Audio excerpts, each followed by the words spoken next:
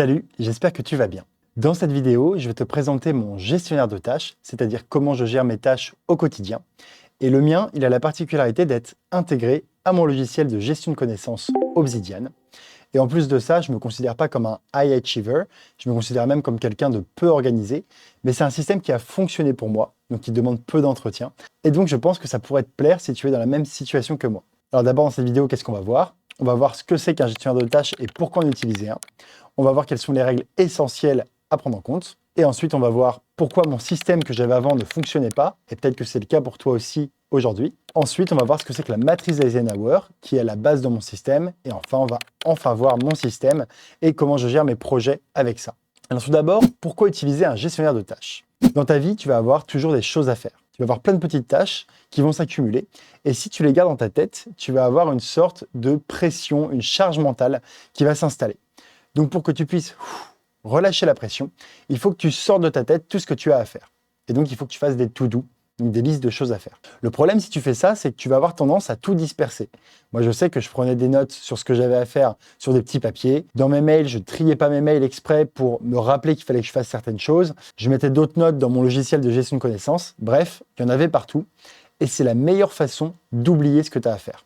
Et donc, tu te mets encore plus de stress. Donc, c'est pour ça que tu vas passer à un gestionnaire de tâches. C'est quelque chose qui va rassembler toutes les tâches que tu as à faire en un endroit. Mais qui va les rassembler de telle sorte que c'est agréable pour toi de travailler à cet endroit-là.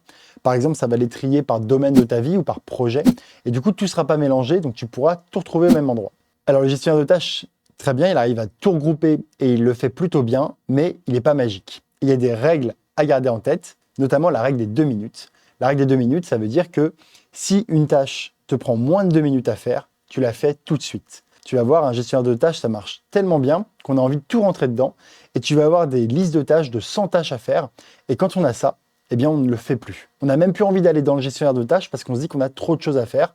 On veut juste pas voir l'immensité, la montagne de choses qu'on a à faire. Donc pour éviter ça, il faut limiter à l'essentiel les tâches que tu te mets à faire. Et si une tâche, elle est vraiment pas essentielle, finalement, tu sais que tu n'auras pas le temps ou que c'est pas une priorité, ne la note pas, juste oublie, ne la fais pas. Maintenant, on va voir pourquoi mon système précédent ne fonctionnait pas. J'utilisais donc TickTick, qui est un gestionnaire de tâches qui est gratuit, alors assez limité en gratuit. En payant, on a plus de possibilités. En fait, il permet de faire plusieurs listes différentes selon du coup les projets qu'on a ou les domaines. Moi, j'ai fait par domaine, par exemple.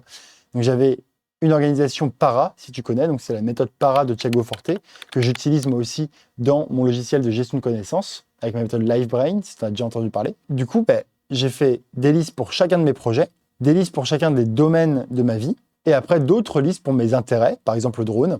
Et en plus, il y avait des listes d'archives, donc c'est-à-dire ça, c'est d'autres projets que j'ai menés il y a longtemps. Alors, il est très bien, ce gestionnaire de tâches.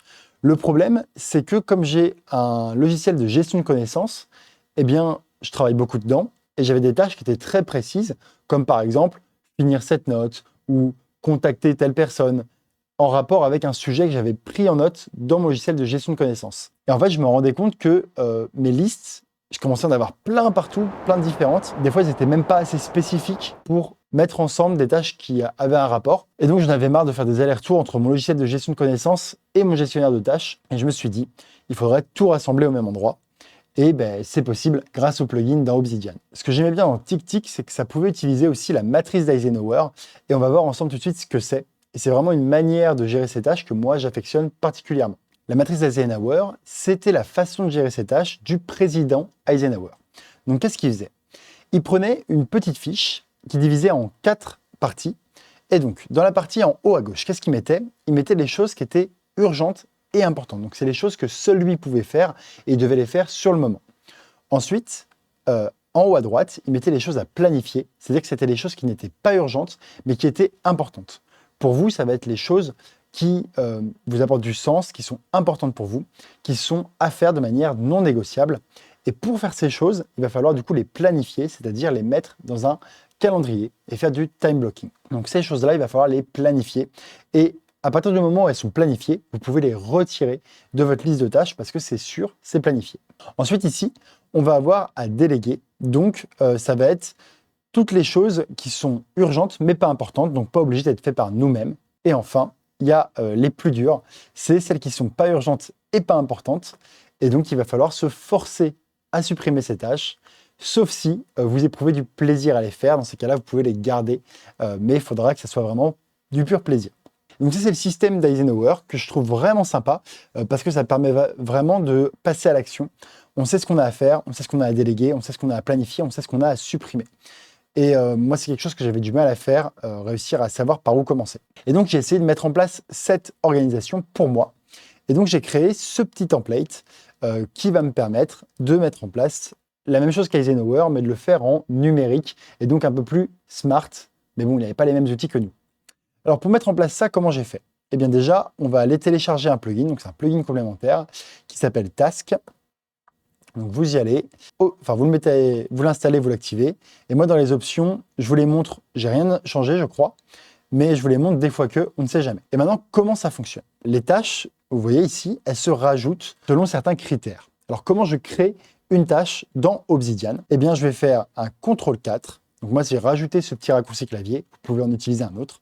Je vais taper la tâche que j'ai à faire. Par exemple, faire les courses. Et ensuite, on voit qu'il y a un ruban défilant ici qui arrive. Et donc, nous, on va utiliser deux parties de ce ruban. La partie due date, qui est en fait la deadline, et la partie medium priorité, qui est l'importance. Donc, pour les courses, on va mettre que c'est à faire aujourd'hui ou demain. Et on va mettre que c'est pas important. C'est vraiment c'est faire les courses, quoi. OK. À partir du moment où j'ai rajouté ça là, vous avez vu que ça s'est rajouté ici. Et je vais vous expliquer comment ça fonctionne tout ça. Dans urgent et important, qu'est-ce qui va se mettre? Eh bien, il va se mettre toutes les tâches que je crée qui sont à faire dans les 3 jours et qui ont un petit truc en plus qui est medium priority. Donc, qui va dire que c'est des tâches importantes. Si je ne mets rien, ce sont des tâches qui ne sont pas importantes de base. Donc, je rajoute ça. Et donc là, on voit que faire les courses, c'est rajouté dans urgent et important. C'est à faire dans les 3 jours et ça a la mention important. On voit également qu'il y a un petit lien vers ma matrice d'Eisenhower. En fait, ma matrice d'Eisenhower, c'est le nom de cette note. Si j'avais posé cette tâche dans une autre note, eh bien, ça m'aurait indiqué où est la tâche que j'ai faite, dans quelle note elle est située. Par exemple, ici, vous voyez que recontacter Proveto, c'est dans VetBrain, priorisation de choses à faire. Donc, si j'y vais, eh bien, ça m'emmène dans la note VetBrain et ça m'emmène dans la sous-partie priorisation de choses à faire. Et donc, on trouve bien que c'est ici. Vous allez vite comprendre, ça marche pareil pour tout le reste. Urgent et pas important, c'est tout ce qu'il y a à faire dans les 3 jours, mais qui n'a pas la petite mention importante. Donc ça va se mettre ici. Donc on a dit que ça, il fallait le déléguer, mais bon, pas forcément. En fait, si vous n'avez pas de moyen de déléguer, il va falloir le faire aussi. Mais c'est un truc que vous pourrez peut-être garder pour quand vous êtes en énergie plutôt basse, donc plutôt dans l'après-midi, après avoir mangé, quand vous ne pouvez pas vraiment réfléchir ou être créatif, profitez-en pour faire vos tâches qui sont urgentes et pas importantes. Ensuite, ici, on va avoir toutes les tâches qui sont pas urgentes et importantes. Donc, c'est toutes les tâches qui sont à faire dans plus de 3 jours et qui ont la petite mention important. Donc, ça, c'est des tâches que je vais devoir, moi, planifier, donc mettre dans mon Google Calendar. Donc, il faut que je le fasse. Je ne l'ai pas encore fait. Et donc, enfin, ici, on a toutes les tâches qui sont à faire dans plus de 3 jours et qui n'ont pas la mention importante. Donc, comme j'ai dit, c'est des choses qui ne sont pas essentielles, moi, qui me font plaisir, que j'ai envie de faire peut-être. Et du coup, je les laisse. Si elles sont inutiles, je les supprime. Alors, une fois que j'ai fait une tâche, moi, qu'est-ce que je fais? Eh bien, je supprime purement et simplement la tâche. Pourquoi? Parce que je n'ai pas envie que des tâches cochées viennent encombrer mon coffre. Dans mon coffre Obsidian, je veux avoir le moins de choses marquées inutiles pour quand je fais une recherche, que ça soit le plus efficace possible. Donc, je supprime les tâches, je ne les coche pas. Ensuite, si ces tâches, je n'ai pas le temps de les faire et donc elles deviennent expirées, elles vont disparaître de ces listes. Elles vont juste s'en volatiliser automatiquement et elles vont d'abord passer par la stade expirées récemment. Et si elles sont expirées de plus de 3 jours, elles vont aller dans le 32e jour. Le 32e jour, c'est un jour dans le mois que moi je me fixe pour faire tout ce que j'ai pas eu le temps de faire. Ça va s'accumuler ici. Quand j'arrive au 32e jour, je vais venir voir toutes les tâches que je n'ai pas faites. Je vais supprimer celles qui sont inutiles, qui se sont expirées parce que je n'avais pas le temps et qu'elles sont plus valables ou qu'elles ne valaient pas la peine d'être faites. Et je vais faire les autres. Ou les reprogrammer pour un autre jour, etc. Donc voilà. Donc je vous mets le petit code ici, par exemple, de tâches expirées. Donc, comment ça fonctionne, ce plugin Task? C'est comme DataView. Donc, 3 petits backticks, Task à la place de DataView. Et ensuite, on va mettre des informations. Donc, not done, ça veut dire que la tâche n'a pas été faite. Elle devait être faite il y a 3 jours. Je leur demande de trier ces tâches par priorité. OK, donc là, on a vu comment je gérais mes tâches dans l'entièreté de mon coffre. Donc, ça veut dire que les tâches de n'importe quelle partie de ma vie peuvent venir se rajouter à cet endroit-là. Et elles vont être juste triées par priorité et par importance. Donc ça peut vite devenir un gros bazar. Et du coup, sur des choses où il y a beaucoup de tâches, donc des projets notamment, j'aime bien faire des choses différentes. Tu vois ici que j'ai une tâche urgente de projet qui s'est mise, c'est recontacter Proveto. OK. Je vais cliquer dessus pour aller voir où c'est. On allait le voir tous les deux juste avant. Et on voit bien que oui, on a bien recontacté Proveto dans mon projet VetBrain. Donc VetBrain, c'est mon projet de gestion de connaissances pour les vétérinaires. Mais tu vois qu'il y a plein d'autres tâches ici, et pourtant elles n'apparaissent pas dans ma matrice d'Eisenhower. Pourquoi? Eh bien tout simplement parce que je n'ai pas mis de date butoir. Donc s'il n'y a pas de date, elles n'apparaissent pas sur la matrice d'Eisenhower. Ce que j'aime bien faire moi dans les projets, c'est qu'il y a souvent plein de choses à faire, et on y pense dans la journée. Et donc j'aime bien rajouter des petites tâches, mais je ne leur mets pas de date butoir, tant que c'est juste des choses qui passent par la tête. Et au moment où je veux passer à l'action, là je leur mets une date butoir, et à partir de ce moment-là, ça va apparaître à cet endroit-là sur ma page de ma matrice d'Eisenhower. Mais en attendant, c'est juste là, en dormance. Toutes les notes que je prends sur un projet vont être centralisées ici. Alors attention, pour qu'elles soient centralisées sur cette page, il faut qu'elles soient prises dans le dossier qui concerne le projet. Donc moi, mes projets, je les organise par dossier. C'est-à-dire que dans mon dossier projet, j'ai un dossier pour chaque projet. Et dans ce dossier, je mets toutes mes notes qui concernent ce projet. Donc vous voyez, il y en a pas mal. Et en fait, sur n'importe laquelle de ces notes, je peux mettre des tâches et elles seront centralisées à cet endroit-là. Et cet endroit-là, c'est quoi? C'est la page récapitulative du projet. Donc voilà. Et donc si je veux accéder à l'endroit où j'ai pris la note sur le projet, ben, je clique ici. Donc là, vous voyez qu'en fait, j'arrive au même endroit parce que c'est des tâches que j'ai mis sur la page mère, mais ça pourrait être dans un autre endroit.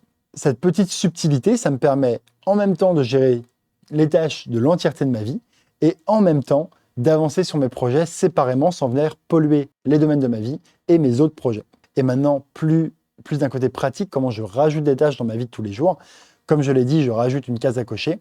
Où est-ce que je choisis l'endroit où je vais faire ma case à cocher? Eh bien, soit je pense à une chose quand je suis en train d'écrire une note. Dans ce cas-là, je crée ma tâche dans la note où je suis actuellement. Soit ma tâche concerne une note en particulier, par exemple, reformater cette note, la connecter à une autre note, etc. Donc ça, c'est une tâche. Eh bien, je la crée dans la note qui est concernée par cette tâche. Comme ça, la tâche va apparaître ici. Il y aura un lien vers la note dans laquelle j'ai fait cette tâche et je pourrais mettre plus de contexte à cette tâche. En règle générale, quand la tâche n'a pas besoin d'être liée à une note, je la mets sur la page ma matrice d'Eisenhower. Et donc, j'ouvre la note, je le rajoute à la fin. Il y a un moyen d'automatiser ça un petit peu, c'est avec QuickAdd. Donc, QuickAdd qui est un plugin d'automatisation. Moi, j'ai lié le raccourci CTRL-J. Et en fait, ça me demande à quelle date je veux faire la tâche. Donc, moi, je vais lui mettre 2024 11 4. Le format de nommage de la date, il était un peu inversé. C'est un format de type informatique où il y a d'abord l'année, ensuite le mois, après la date. On fait OK. Et là, il me demande quel est le nom de la tâche. Donc, ça va être faire les courses. C'est un exemple.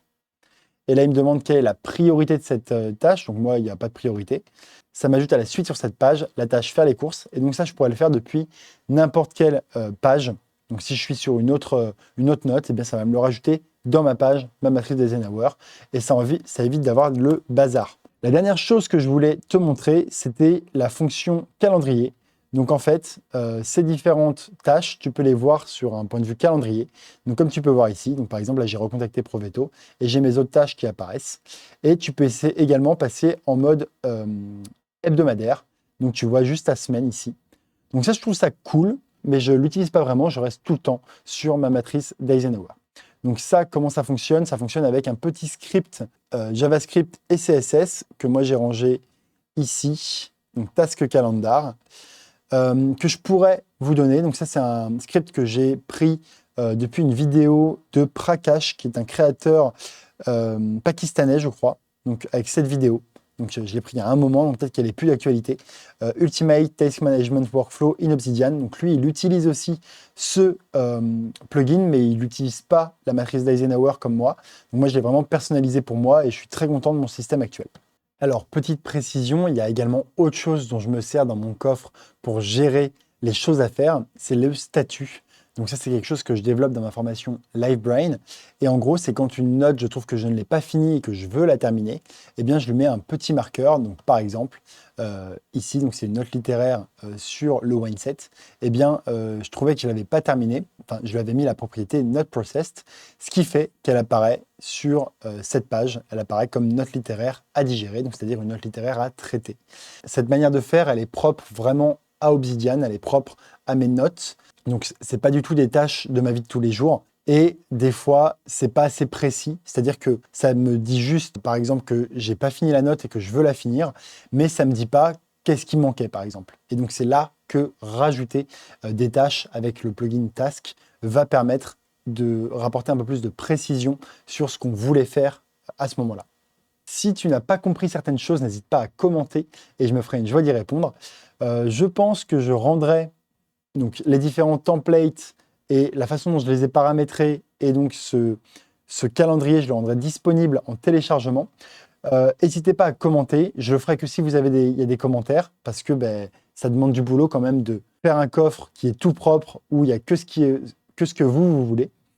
Et si vous voulez apprendre à mieux maîtriser Obsidian, que ce soit templater, donc les automatisations, gérer tout ce qui est data view, gérer vos projets, donc comme je le fais, gérer vos tâches, eh bien j'ai fait une formation qui s'appelle Automate Brain, qui rentre vraiment en détail dans Obsidian. Et j'essaye de vous prendre par la main et vous expliquer tout un par un, parce que on peut tout trouver sur Internet, mais c'est vraiment éclaté, il n'y a pas de logique globale. Si apprendre à gérer vos connaissances, donc comment organiser toutes les informations que vous rencontrez au quotidien, vous intéresse, j'ai fait une formation qui s'appelle Live Brain et c'est la manière de laquelle je gère mes informations au quotidien.